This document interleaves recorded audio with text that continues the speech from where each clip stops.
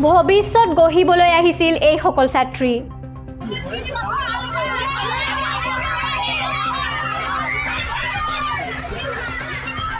ছাত্ৰীৰ ভৱিষ্যতৰ সৈতে কোনে খেলিলে হেতালি। নথিপত্ৰ অবিহনে চলাই আছিল নাৰ্ছিং চেণ্টাৰ। গোলাঘাটৰ কোৰ্ট ৰোড স্থিত এছিয়ান হেল্থ মিছন ইনষ্টিটিউট নামৰ নাৰ্ছিং চেণ্টাৰটোৰ সন্মুখত উত্তপ্ত পৰিস্থিতি।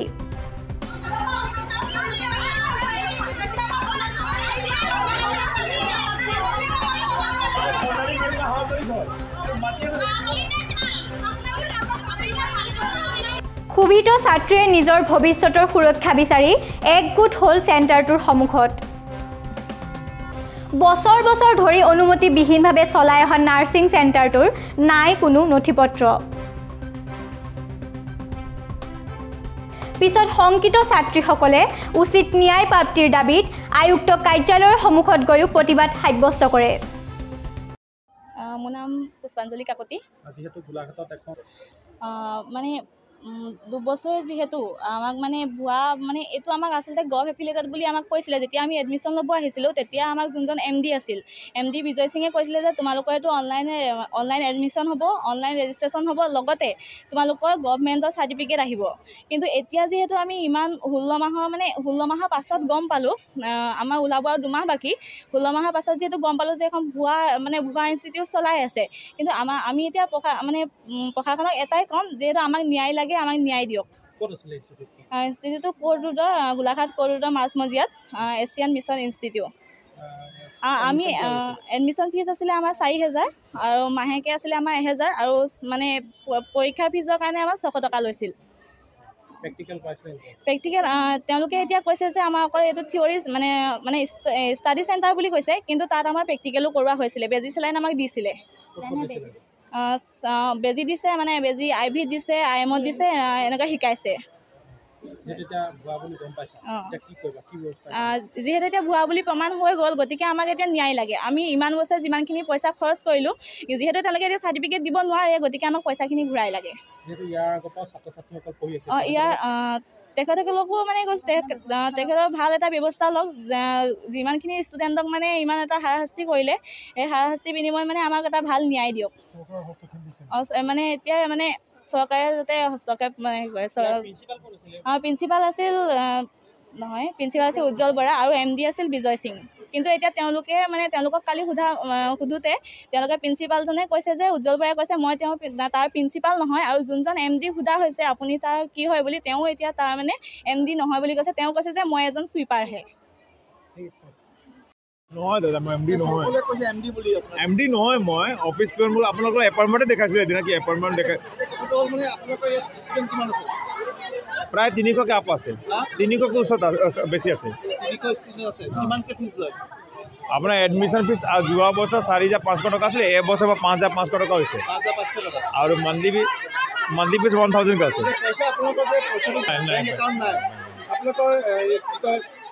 ইনকাম টেক্স দিয়ে নাই? এইকেইটা একচুৱেলি নাই কৰা ছাৰে। আসাম নাৰ্ছিং কাউন্সিলৰ ৰেজিষ্ট্ৰেশ্যন নাই, অনুমতি পত্ৰ আছে নাই? নাই। আমাৰ প্ৰাইভেট চেক্টৰৰ লগত স্বাস্থ্য অঞ্চলৰ কাৰ্যালয়ৰ অনুমতি পত্ৰ আছে নাই? নাই। একো নাই। আপোনালোকে এনেকৈ চলাই যায় ছাত্ৰী? আপুনি ঠিকে কৈছে। এইটো আমাৰ প্ৰিন্সিপালে ছাৰে আপোনাক ক'ব পাৰিব কেনেকুৱা চলি আছিলে।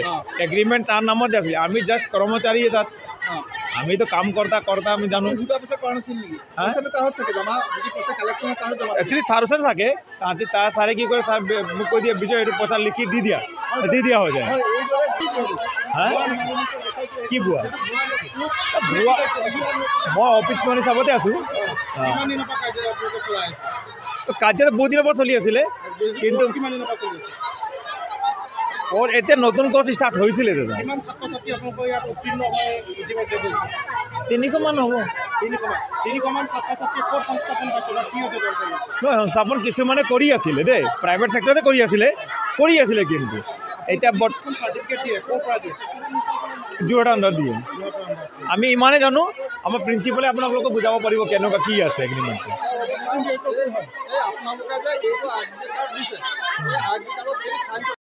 ইয়াৰ একো নহয় বুলি কৈছে, প্ৰিন্সিপাল নহয় বুলি কৈছে। যদি নাই নাই প্ৰিন্সিপাল উজ্জ্বল স্যার, আপনি তো ভালকে জানে দাদা, আপনি তো ভালকে জানে উজ্জ্বল। এতিয়া আপোনাৰ নাম কি? মই বিজয় সিং, এই চানময় হৰিজন কলনী ঘৰ। সেইটো দাদা মই ইমান ভালকৈ নাজানো, কিন্তু মই ইয়াত কৰ্মচাৰী আহিছোঁ। মোক এপইণ্টমেণ্ট দিছিলে আপোনাৰ 1/8 মানে তাতে চলি আছিলোঁ। MD এতিয়া বৰ্তমান ইয়াত কোনো নাই, এটা খালি প্ৰিন্সিপালে চলাই আছিলে আমাৰ এই উজ্জ্বল বৰা। আমাৰ গাৰ্জেন হয়, এতিয়া গম পায়। আপুনি কাৰ্যালয়ৰ অফিচাৰ হিচাপে আপুনি যিহেতু নিয়োগ হৈ আছে, আপুনি অফিচটোৰ বিষয়ে জানিব লাগে, আপুনি নাজানে নেকি? ভিতৰত কেবিনৰ ভিতৰত কি হয় আমি নাজানো। আপোনাক যিহেতু এপইণ্টমেণ্ট দিছে, আপোনাক কোনে দিছিলে? এই উজ্জ্বল বৰাই দিছিলে। ছাৰ আপোনালোকেতো আমাৰ ছোৱালীক যেতিয়া এডমিশ্যন দিছোঁ, আপোনালোকেতো এডমিশ্যন দিছে, আপোনালোকেতো মানে আছিলোঁ আমি যিকেইটা আমি আছিলোঁ, যিকেইটা চাৰ্টিফিকেট কি আছে কি নাই সেইকেইটা চব উজ্জ্বল চাই ভিতৰতে চাই।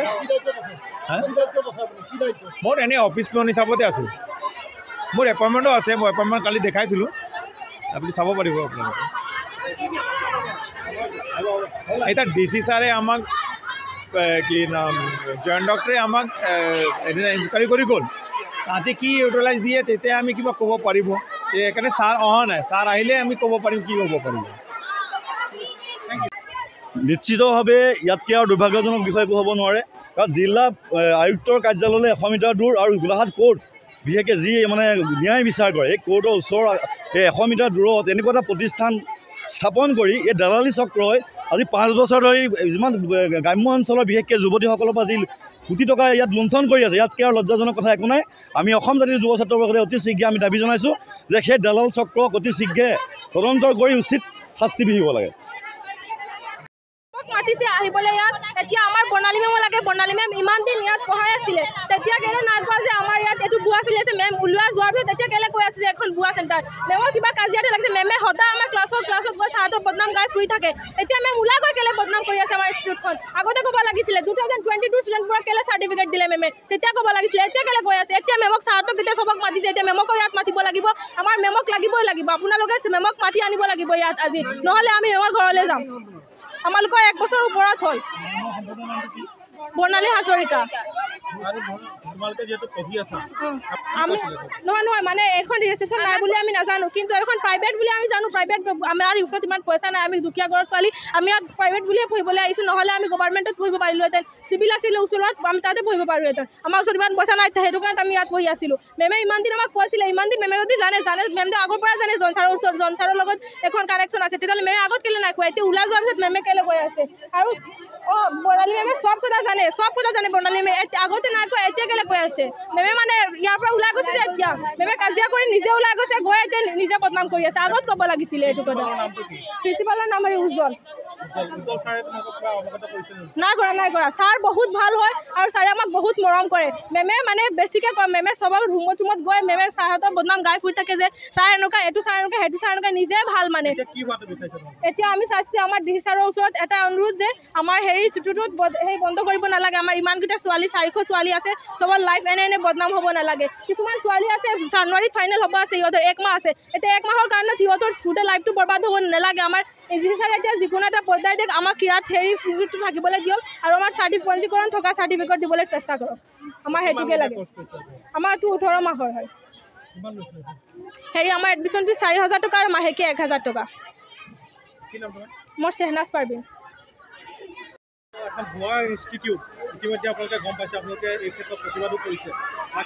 গোলাঘাটৰ জিলা উপায়ুক্তৰ কাষতে লাগি থকা এছিয়ান হেল্থ মিছন ইনষ্টিটিউট নামৰ আজি 5 বছৰ ধৰি ভুৱাকৈ চলাই আছে। গতিকে কথা হ'ল কি, ইয়াতে এগৰাকী শিক্ষয়িত্ৰী যি নাৰ্ছ শিকায়, তেওঁ বৰ্ণালী হাজৰিকা, তেওঁ বস্তুটো মানে যেতিয়া তেওঁ ধৰা পৰিলে যে বস্তুটো মানে ভুৱা, তেওঁ তেতিয়া জিলা উপায়ুক্তক কমপ্লেইন দিলে। জিলা উপায়ুক্তই বস্তুটো হেল্থ ডাইৰেক্টৰৰ অফিচত, যুটীয়া সঞ্চালকৰ অফিচত দিলে। যুটীয়া সঞ্চালকৰ অফিচত যেতিয়া তদন্ত কৰিলে, এই বিষয়টো সম্পূৰ্ণ কোনো নথিপত্ৰই নাই, ইয়াতে সম্পূৰ্ণ ভুৱা। এখন সাধাৰণ এখন মিউনিচিপালিটি ট্ৰেড লাইচেঞ্চ লৈ পেলাই এই ইনষ্টিটিউটটো 5 বছৰ ধৰি চলি আহিছে। কোটি টকা লুণ্ঠন কৰে। ইয়াতে 1000 ছাত্ৰী আছে, প্ৰত্যেক ছাত্ৰীৰ পৰা 4000 টকা এডমিশ্যন ফিজ লয়, 1000 টকা মান্থলি ফিজ লয়। গতিকে তেখেতলোকৰ কালি জনামতে কোনো বেংক একাউণ্টো নাই।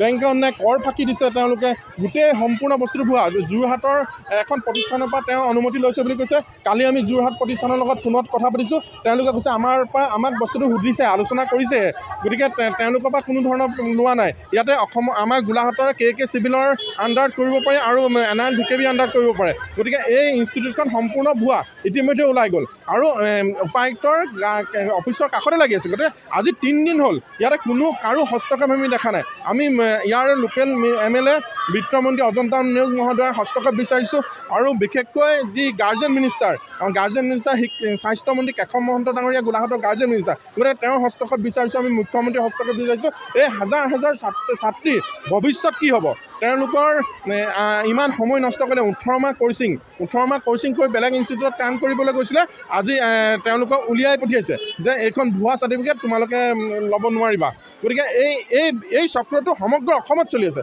অকল গোলাঘাট নহয় যোৰহাটত চলি আছে গোটেই সমগ্ৰ অসমত চলি আছে দেৰগাঁৱত চলি আছে বোকাখাটত চলি আছে সমগ্ৰ অসমত এই তথ্যটো উদ্ঘাটন কৰিবৰ বাবে আমি মুখ্যমন্ত্ৰী মহোদয়ক অনুৰোধ জনাইছোঁ যিহেতু আপোনালোকে কালিৰে পৰা পৰৱৰ্তী সময়ত কেনেকুৱা ধৰণৰ কাৰ্যসূচী মানে কথা হ'ল কি তেওঁলোকে এতিয়া যিহেতু বিপদত পৰিছে আমাৰ কাষ চাপিছে তেওঁলোকৰ কালি 100জনীয়া দল এটা আমাৰ জিলা ছাত্ৰ সন্থাৰ কাৰ্যালয়লৈ গৈছে আমাৰ লগত আলোচনা কৰিছে আমি MD আৰু প্ৰিন্সিপালক মাতি নিছোঁ MD প্ৰিন্সিপালে কালি তেওঁলোকক জাবান দিলে যে পইচাসমূহ তেওঁলোকে ঘূৰাই দিব তেওঁতো অৰিজিনেল চাৰ্টিফিকেট দিব নোৱাৰে গতিকে আজি তেওঁলোকে এগ্ৰিমেণ্ট কৰাৰ কথা আছে পইচাসমূহ প্ৰত্যেক ছাত্ৰ ছাত্ৰীক ঘূৰাই দিয়াৰ কথা আছে আৰু গতিকে এই বিষয়টো জিলা প্ৰশাসনৰ হস্তক্ষেপ বিচাৰিছোঁ DC গৰাকীৰ হস্তক্ষেপ বিচাৰিছোঁ তেওঁ যদি কথাটোত মাত দিয়ে গতিকে তেওঁলোকে ন্যায় পাব বুলি আমি আশাবাদী MDজনৰ নাম কিবা বিজয় সিং তেওঁ কোৰ্টৰ 3য় বৰ্গৰ কৰ্মচাৰী আৰু প্ৰিন্সিপালজনৰ নাম উজ্জ্বল দাস নে কি কয় তেওঁতো হাই ছেকেণ্ডেৰী ফেল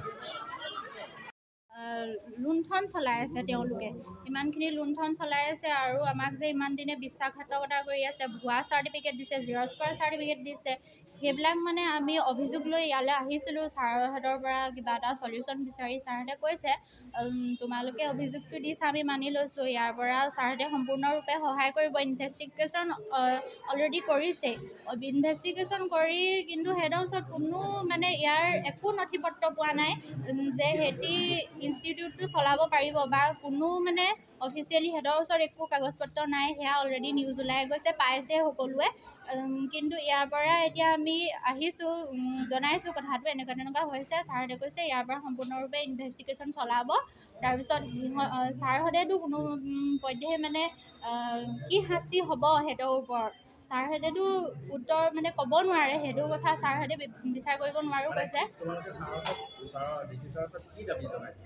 ছাৰৰ ওচৰত এইটোৱে দাবী জনাইছোঁ মানে দুখীয়ে উচিত শাস্তি পাওক আমি ইমান দিনে যে কষ্ট কৰিলোঁ ইমান দিনে সময়খিনি আমাৰ অৰ্থলৈ গ'ল এতিয়া আমি কৰি আছিলোঁ প্ৰেক্টিকেল কৰি আছোঁ বা কিছুমানে জব কৰি আছে প্ৰাইভেট জব কৰি আছে সিহঁতক উলিয়াই দিছে আমাক প্ৰেক্টিকেল চাৰ্টিফিকেট নিদিব আমি এইটোৱে এতিয়া বিচাৰোঁ যে উচিত শাস্তি পাওক তেওঁলোকে আৰু আমাক প্ৰাপ্যখিনি ঘূৰাই দিয়ক তেওঁলোকে কৈছে যে চাৰ্টিফিকেট আমি আকৌ গভৰ্ণমেণ্ট চাৰ্টিফিকেট দিম কিন্তু ইমান বছৰে যে ভুৱা চাৰ্টিফিকেট দি আহিলে আমি যে কেনেকৈ মানি ল'ম তেওঁলোকে আমাক গভৰ্ণমেণ্ট চাৰ্টিফিকেট দিব আমিতো কোনো পধ্যে মানি ল'ব নোৱাৰোঁ সেইটো কাৰণে আমাৰ প্ৰাপ্যখিনি ঘূৰাই লাগে সেইটোৱে কথা ধন্যবাদ আমাৰ ছোৱালী আজি এতিয়া 1.5 বছৰ হ'ল এই তেখেতসকলৰ তেতিয়া মানে ইনষ্টিটিউটটো ইয়াত নাছিলে তেখেতৰ এই SP তেল ডিপুৰ ওচৰত মানে এটা ঘৰত তেখেতসকলে মানে ক্লাছ কৰি আছিলে তাৰপাছত আমি মানে এনেকৈ গম পালোঁ যে তাত এটা প্ৰাইভেট ইনষ্টিটিউটত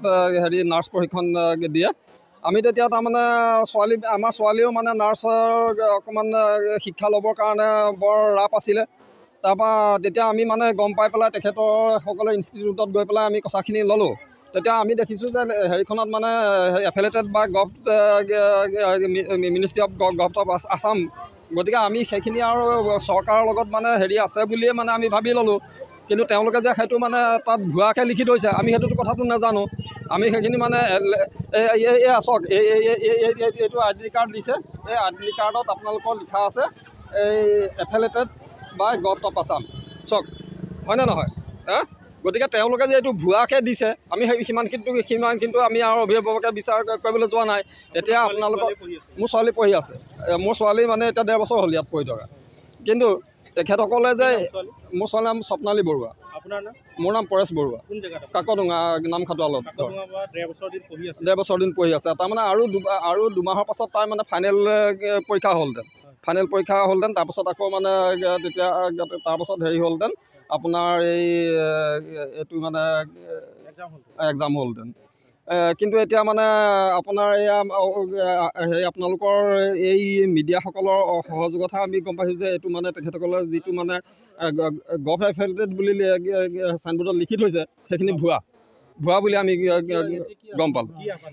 এতিয়া আমি আহ্বান কৰিছোঁ যে কিবা এটা সমাধানলৈ আহক, কিবা এটা সমাধানলৈ হওক। ইয়াত মানে অকল চিঞৰ বাখৰ এইকেইদিন আমি 4 দিন দেখিছোঁ, চিঞৰ বাখৰৰ বাহিৰে একো ইয়াত হোৱা নাই।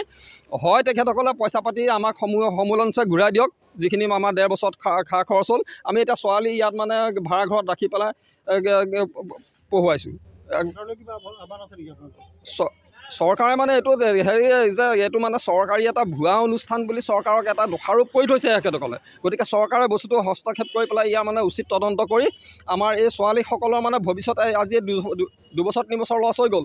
গতিকে এই ছোৱালীসকলৰ যাতে কিবা এটা মানে ভৱিষ্যত ভাল হয়, কিবা এটা তেওঁলোকে কৰিবলৈ হেৰি সুবিধা পায়, সেই কথাটো মানে চৰকাৰলৈ মই অনুৰোধ কৰিলোঁ।